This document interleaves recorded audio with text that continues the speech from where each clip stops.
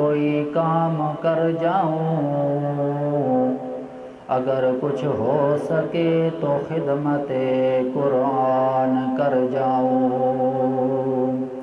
محمد کی غلامی دین حق کی شرط اول ہے، اگر ہو اسی میں خامی تو سب کچھ نامکمل ہے۔ اسلام وہ شجر نہیں جس نے پانی سے غذا پائی ہے، دیا صحابہ نے خون تو اس میں بہار آئی ہے۔ رب سلم سلام دائما ابدا علی حبیبک خیر خلق کلہم۔ واجب الاحترام سامعین کرام، 26 رمضان المبارک بمطابق بروز اتوار 9 تاریخ مئی 2021، آج کا ہمارا سبق سورۃ آل عمران کے اندر موجود ہے۔ خطبے کے اندر جو آیات تلاوت کی ہیں، دعا فرماؤ کہ اللہ تبارک و تعالی مجھے حق سچ بولنے کی، آپ لوگوں کو سننے کی، سمجھنے کی، پھر اس کے بعد ہم دونوں فریقوں کو اس پر عمل کرنے کی توفیق عطا فرمائے۔ رمضان المبارک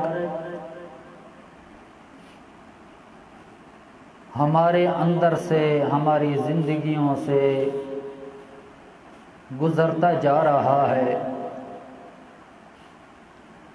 اللہ کے پاک پیغمبر محمد الرسول اللہ صلی اللہ تعالی علیہ وسلم جب رمضان المبارک کا آخری عشرہ شروع ہوتا تھا، میرے پاک پیغمبر محمد الرسول اللہ صلی اللہ تعالی علیہ وسلم اپنے گھر والوں سے بالکل قطع تعلقی کر دیا کرتے تھے، اور اللہ کی رضا کے لیے، اللہ کی خوشنودی حاصل کرنے کے لیے اللہ کی پرزور عبادت کرنی شروع کر دیتے تھے۔ میرے پاک پیغمبر محمد الرسول اللہ صلی اللہ تعالی علیہ وسلم آخری 10 ایام میں میرے پاک پیغمبر محمد الرسول اللہ صلی اللہ تعالی علیہ وسلم اعتکاف مسجد کے اندر فرماتے تھے۔ حدیث پاک کے اندر آتا ہے، میرے پاک پیغمبر محمد الرسول اللہ صلی اللہ تعالی علیہ وسلم کے اعتکاف کرنے کے بعد، آپ کی زندگی کے بعد، آپ کو جس وقت اللہ کی قضاء کا فیصلہ آیا، اس کے بعد نبی کریم صلی اللہ تعالی علیہ وسلم کی ازواج مطہرات نے بھی مسجد کے اندر اعتکاف بیٹھنا شروع کر دیا۔ ایک روایت کے اندر آتا ہے، نبی کریم صلی اللہ تعالی علیہ وسلم نے جو رمضان المبارک کی آخری 10 راتیں ہیں، ان میں سے جو طاق راتیں ہیں، ان کی بڑی فضیلت بیان فرمائی ہے۔ امی عائشہ صدیقہ رضی اللہ تعالی عنہا سے روایت ہے، اللہ کے پاک پیغمبر محمد رسول اللہ صلی اللہ تعالی علیہ وسلم نے فرمایا کہ تم رمضان المبارک کی جو آخری عشرے کی 7 یا 5 طاق راتیں ہیں، ان میں سے شب قدر کی تلاش کرو۔ امی عائشہ صدیقہ رضی اللہ تعالی عنہا فرماتی ہیں، یا رسول اللہ صلی اللہ تعالی علیہ وسلم، اگر میں ان دنوں کے اندر، طاق راتوں کے اندر مجھے شب قدر مل جائے تو میں جس وقت شب قدر کو دیکھوں تو اس وقت میں کیا پڑھوں؟ تو نبی کریم صلی اللہ تعالی علیہ وسلم نے فرمایا، اے عائشہ، تو جس وقت شب قدر کو دیکھے تو اس وقت یہ دعا پڑھ اللہم انک عفو کریم تحب العفو فاعف عنا۔ ایک روایت کے اندر آتا ہے نبی کریم صلی اللہ تعالی علیہ وسلم کو ابو ہریرہ رضی اللہ تعالی عنہ روایت فرماتے ہیں کہ چند صحابہ اکرام کو خواب کے اندر لیلۃ القدر دکھائی دی،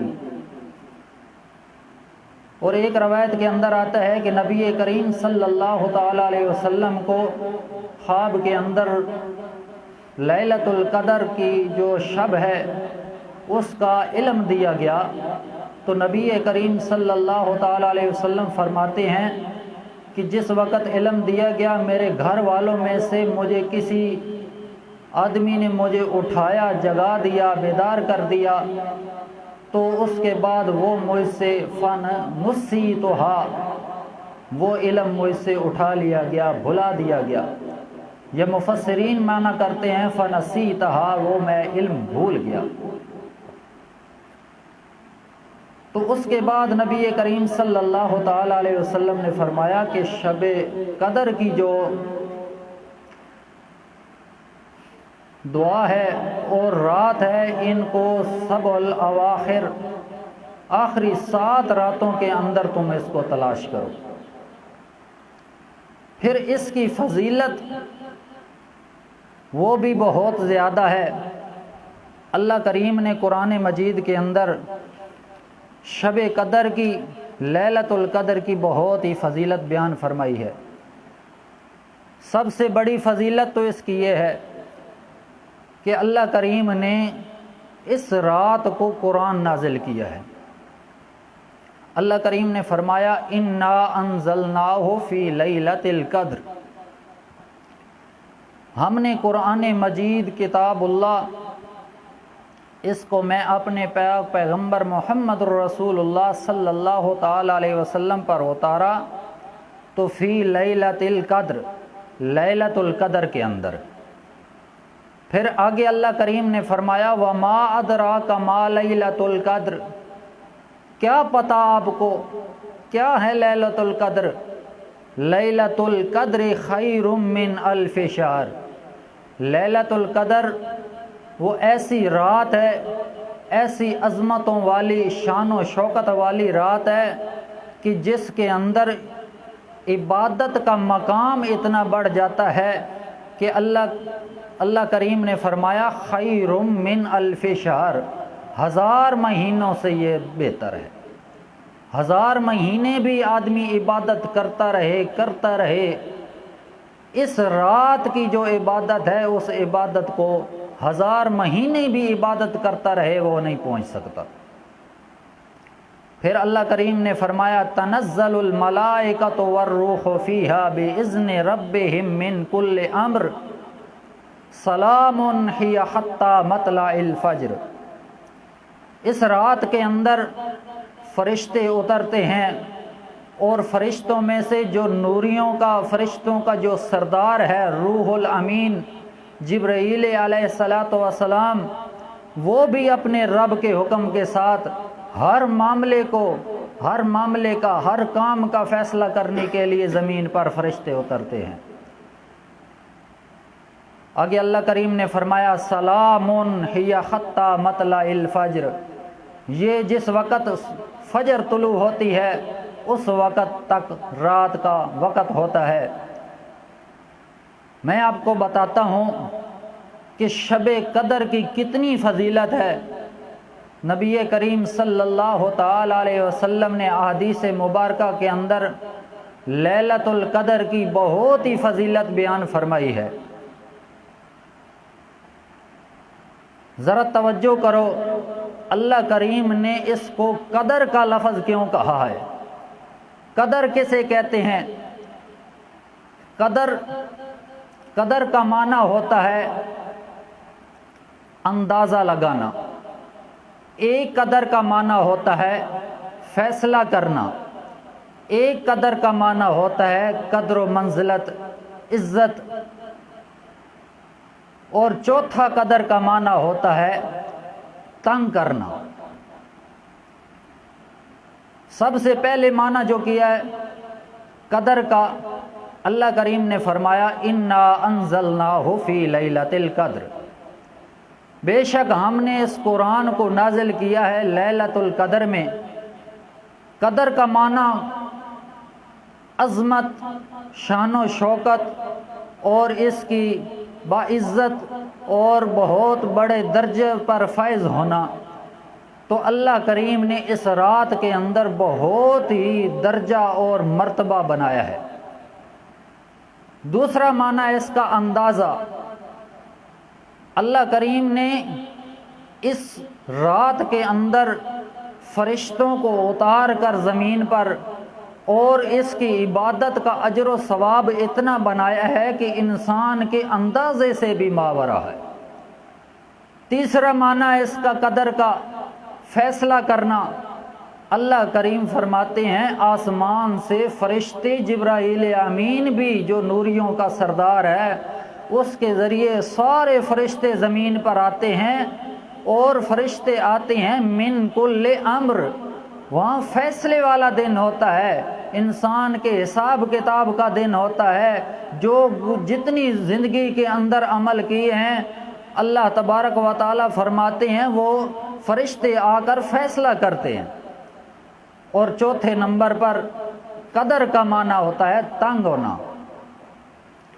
اللہ کریم نے قرآن مجید کے اندر ایک اور مقام پر فرمایا ان اللہ یبسط الرزق من یشاء ویقدر، اللہ تعالیٰ رزق کو بڑھاتے ہیں، کشادہ کرتے ہیں، اور ساتھ میں اللہ کریم نے فرمایا ویقدر، اور تنگ بھی کرتے ہیں۔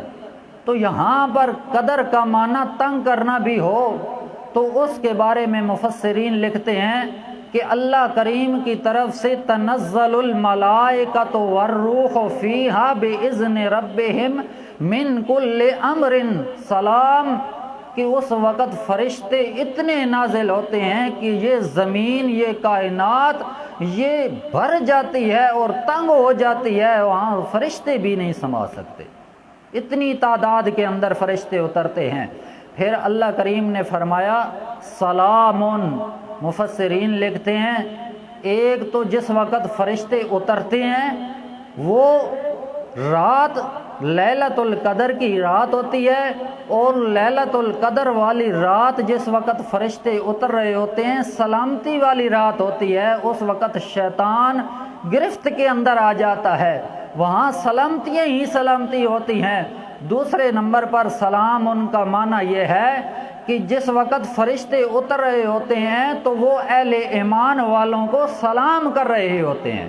اور تیسرا معنی بھی مفسرین نے کیا ہے سلام، کہ جس وقت فرشتے آ رہے ہوتے ہیں زمین پر اتر رہے ہوتے ہیں اس وقت ایک دوسرے سے سلام کر رہے ہوتے ہیں۔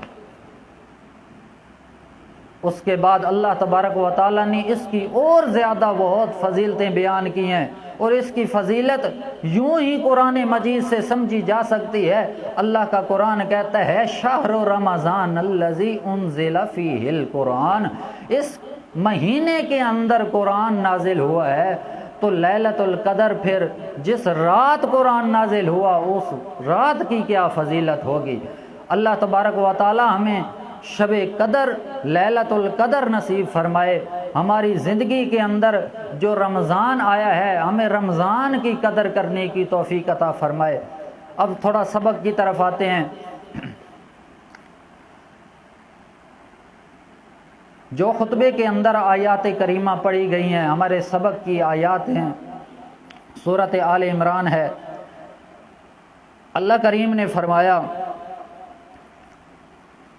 پیچھے واقعہ چل رہا ہے کہ بی بی مریم علیہ صلوات اللہ کے ہاں ایک بیٹا پیدا ہوگا۔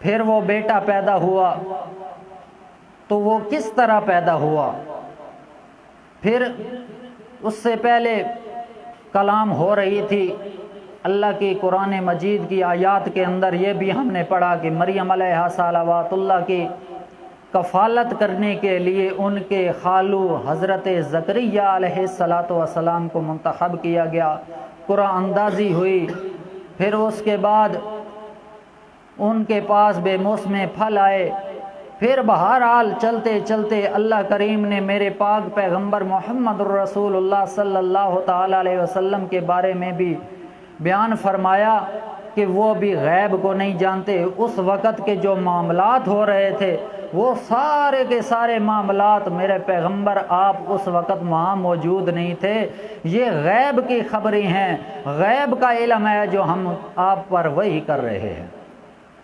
اس کے بعد آج کے سبق کے اندر جو آیات مبارکہ تلاوت کی ہیں ان کے اندر ہمارا یہ واقعہ ہے کہ عیسیٰ علیہ السلام پیدا ہوئے۔ اللہ کا قرآن کہتا ہے اذ قالت الملائکۃ یا مریم ان اللہ یبشرک بکلمۃ منہ۔ اللہ کریم فرماتے ہیں جس وقت فرشتوں نے کہا یا مریم، اے مریم علیہا صلوات اللہ، ان اللہ یبشرک بکلمۃ منہ، بے شک پکی بات ہے اللہ کریم یبشرک خوشخبری دیتا ہے تجھے، اللہ کریم تجھے خوشیاں بری خوشخبری دے رہا ہے، کس کی؟ بکلمۃ منہ، اپنے ایک کلمے کی خوشخبری دے رہا ہے۔ اب اللہ کریم نے کلمہ یہاں کیوں کہا؟ سیدھا کہہ دیتا کہ مریم علیہ صلوات اللہ کے ہاں بیٹا پیدا ہوگا، غلام پیدا ہوگا، لڑکا پیدا ہوگا، لیکن اللہ کریم نے یہاں پر کلمہ کیوں کہا؟ مفسرین لکھتے ہیں کہ انسانیت کے لحاظ سے، اصل کے لحاظ سے خلاف اولا عیسیٰ علیہ السلام کی پیدائش ہوئی ہے، اور اللہ کریم نے کلمہ اس لیے کہا کہ اللہ کریم کے کلمہ کن سے پیدا ہوئے ہیں، کیونکہ مریم علیہ صلوات اللہ فرماتی ہیں کہ مجھے تو کسی بشر نے چھوا تک نہیں، تو میرے ہاں بچہ کیسے پیدا ہوگا؟ اللہ کریم نے فرمایا میرے کلمہ کن سے پیدا ہوگا۔ اللہ کریم نے فرمایا بکلمات منہ، اپنے کلمے کی اللہ کریم بشارت دے رہے ہیں اے مریم علیہ صلوات اللہ۔ آگے اللہ کریم فرماتے ہیں میں نے اس کا نام بھی رکھ دیا ہے، اسمہ، اس کا نام المسیح عیسی ابن مریم، مسیح عیسیٰ ابن مریم اس کا نام ہوگا۔ اب تھوڑی تحقیق بھی آپ کو بتا دوں، اللہ تبارک و تعالی نے نام رکھا ہے عیسیٰ علیہ السلام کا مسیح، قرآن خود گواہ ہے اس پر۔ سب سے پہلے یہ بات سن لیں، عیسیٰ جو لفظ ہے یہ عجمی زبان کا لفظ ہے، بعض نے کہا ہے کہ یہ عربی لفظ ہے، آسا یعوسو سے ہے، اس کا معنی ہوتا ہے سیاحت کرنا، سیاست کرنا، اس کا معنی ہوتا ہے۔ اور اللہ تبارک و تعالی نے عیسیٰ علیہ السلام کو جو مرتبے اور جو معجزے دیے ہیں، اللہ کریم نے فرمایا وجیہن فی الدنیا والآخرہ، دنیا کے اندر بھی اور آخرت کے اندر بھی مرتبے والا، گویا کہ پیغمبر ہیں اللہ تبارک و تعالی کے۔ اللہ کریم نے فرمایا اسمہ المسیح، لفظ ہے مسیح، خاک پر نقطہ نہیں ہے، بعض لوگ نقطے والی تحقیق پیش کرتے ہیں، لیکن اللہ کریم نے فرمایا اسمہ المسیح عیسی ابن مریم۔ اب مسیح دو قسم کے ہیں، دجال کے بارے میں بھی مسیح کہا جاتا ہے، مسیح الدجال، کہ دجال بھی مسیح کے نام سے آئے گا، اور عیسیٰ علیہ السلام کے بارے میں بھی مسیح ہے۔ تو مفسرین لکھتے ہیں، محققین لکھتے ہیں کہ جو مسیح لفظ ہے یہ یہودیوں اور عیسائیوں کی اصطلاح کے اندر مسیح بولا جاتا تھا ان امور والے آدمیوں کو، یا اولو العزم میں سے جو بڑے ہوتے تھے، جو بڑے کام والے ہوتے تھے، جو عدالتی فیصلے کرتے تھے، جو بڑے ان کے نہایت عزت والے آدمی ہوتے تھے، ان کو وہ مسیح بولا جاتا تھا، جس طرح آج کل عرب کے اندر شیخ بولا جاتا ہے۔ اور ہمارے رواج کے اندر ہم لوگوں کو، پنجاب کے اندر رہتے ہیں تو ہم کو پنجابی بولا جاتا ہے، یہ پنجابی ہیں، یہ پختون ہیں، یہ بلوچی ہیں۔ اس طریقے سے یہود و نصارہ کے اندر ان کو مسیح بولا جاتا تھا۔ اور پھر اگر یہ عیسیٰ علیہ السلام سے مسیح مراد لی جائے تو ان کا نام مسیح مساحت سے ہوگا، یا پھر معنی مسح سے ہوگا۔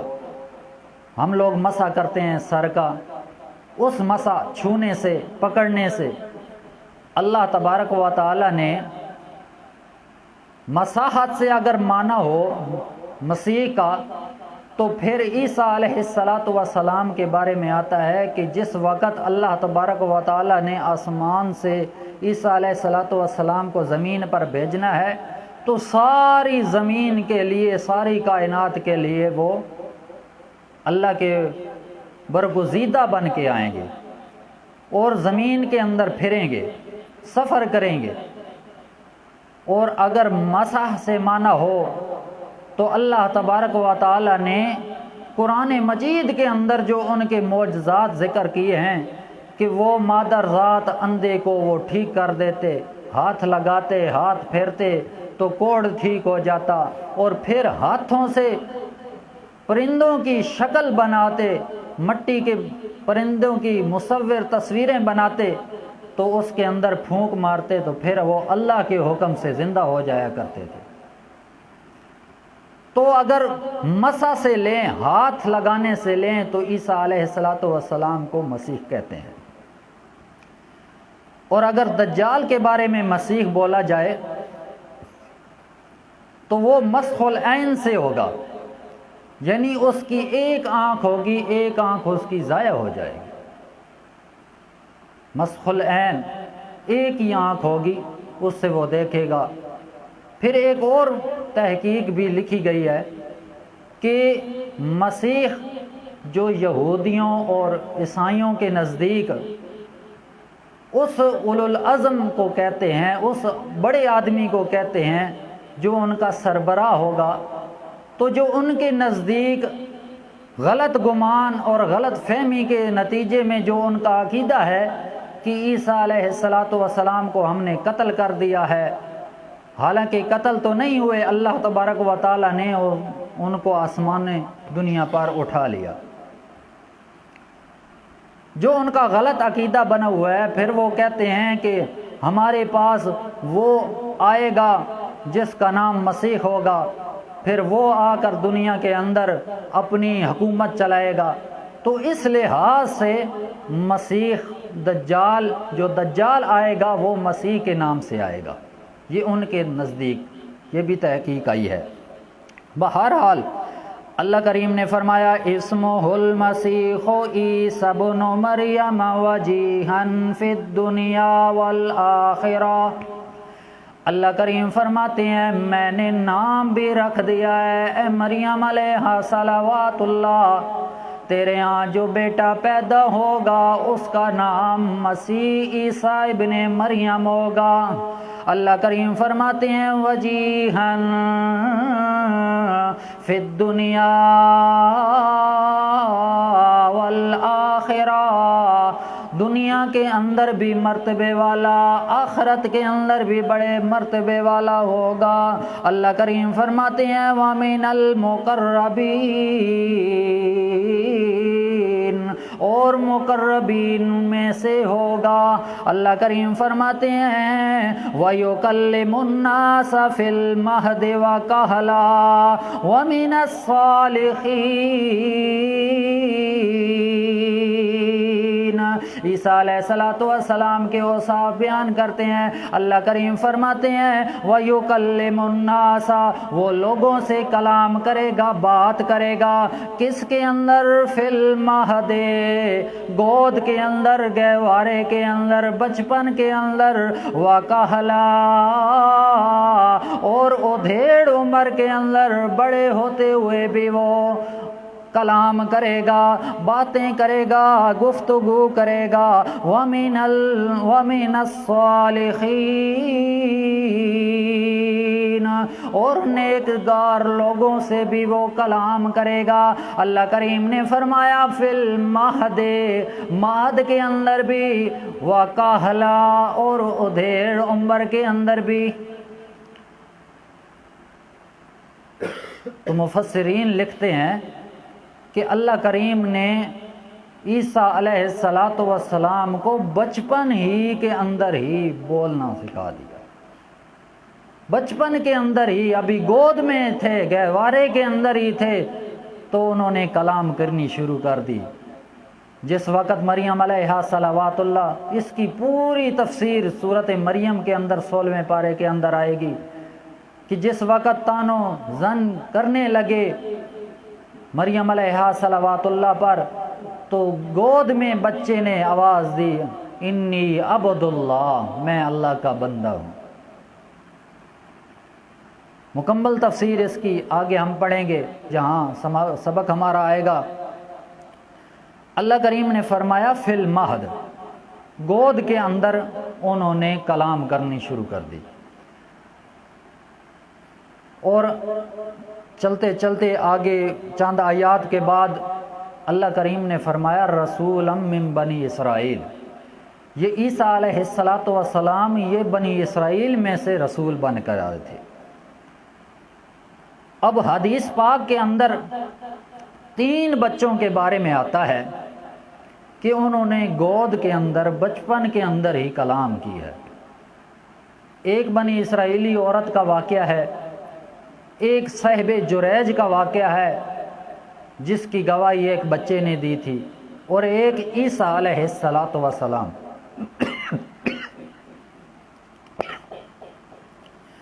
حدیث شریف کے اندر یہ 3 بچے جنہوں نے بچپن کے اندر بولا، کلام کی، حدیث پاک کے اندر آتا ہے، مفسرین لکھتے ہیں کہ ان تینوں بچوں کا تعلق بنی اسرائیل میں سے تھا۔ اس کے علاوہ بھی بچے 2 ایسے بھی تحقیق سے ثابت ہوئے ہیں۔ ایک اصحاب الاخدود، جو کھائیوں والوں نے کھائیاں کھود کر، سورۃ بروج کے اندر ان کا واقعہ آتا ہے، تو شیرخوار بچے کے بولنے کے بارے میں بھی وہاں تحقیق معلوم ہوئی ہے۔ اور اس کے بعد ایک حضرت یوسف علیہ السلام کی جس بچے نے گواہی دی ہے، وہ تھوڑی کمزور بات ہے۔ ایک کتاب ہے ضعیفہ، اس کے اندر لکھا ہوا ہے کہ ذو لحیۃ، وہ بچہ نہیں تھا بلکہ داڑھی والا ایک نوجوان آدمی تھا جس نے گواہی دی۔ بہرحال جن بچوں نے بچپن کے اندر گواہی دی، بات کی، کلام کی، گفتگو کی، ان میں سے حضرت عیسیٰ علیہ السلام بھی ہیں۔ پھر اللہ کریم نے فرمایا فی المہد وکہلا، ادھیڑ عمر میں، مفسرین لکھتے ہیں جوانی کے وقت بھی، یہاں سے کہل سے مراد کہ وہ لوگوں سے کلام کرے گا۔ معلوم یہ ہوا کہ وہ اللہ تبارک و تعالیٰ ان کو وحی دے گا، ان کو نبوت دے گا، رسول بنائے گا، اور پھر وہ شریعت کا پرچار کرے گا، انجیل شریف کو پڑھے گا۔ پھر اس کے بعد ایک تحقیق یہ بھی مفسرین نقل کرتے ہیں کہ عیسیٰ علیہ السلام جس وقت اللہ تبارک و تعالیٰ نے آسمانوں پر اٹھا لیا ان کو، یہ اہل سنت والجماعت کا صحیح احادیث سے عقیدہ ہے کہ عیسیٰ علیہ السلام پر موت نہیں آئی، ابھی وہ زندہ ہیں، اور اللہ تبارک و تعالیٰ نے اپنے پاس آسمانوں میں زندہ رکھا ہوا ہے۔ قیامت کے قریب وہ آسمان دنیا سے زمین پر آئیں گے اور پھر دجال کا مقابلہ کریں گے۔